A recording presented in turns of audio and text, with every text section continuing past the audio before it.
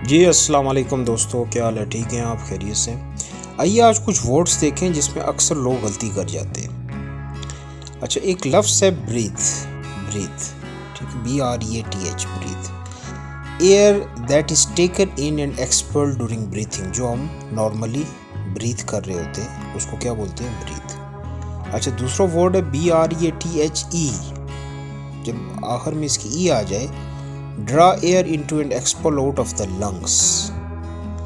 जो फेफड़ों से हवा निकाली जाती है और अंदर ली जाती है उसको ब्रीथ बोलते हैं। अच्छा जी, नेक्स्ट वर्ड है बारो वर्सेस लेंड। इसमें फ़र्क क्या है? बारो क्या होता है? यू बारो थिंग्स फ्रॉम द ऑनर, ठीक है। लेंड क्या है? The owner lends you things, lend things to you. अच्छा, जो आप लेते हैं उसको बारो बोलते हैं, जो दूसरा देगा उसको लैंड बोलेंगे। यानी आपने किसी को कोई चीज़ दी उसको आप लैंड बोलेंगे, और आपने किसी से कोई चीज़ ली उसको बारो बोलेंगे। अच्छा, हेयर वर्सेस लिसन। हेयर क्या होता है? Hear refers to the action of receiving sounds in our ears unintentionally. Hear होता है यानी कि जो खुद ब खुद हमारे कान में आवाज़ें आ रही होती हैं।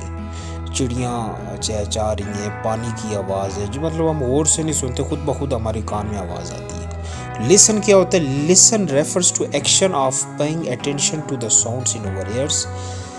लिसन वो होता है जो हम और से सुन रहे होते हैं, ठीक है।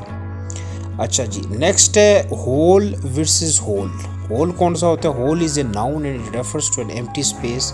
सुराख को होल कहते हैं। जबकि WHOLE होल किसको कहते हैं? Whole is an adjective that means all of something. Whole का मतलब है सारे का सारा। ठीक है दोस्तों, आज के लिए इतना ही था। मिलते हैं एक नए लेसन के साथ। अल्लाह हाफिज़।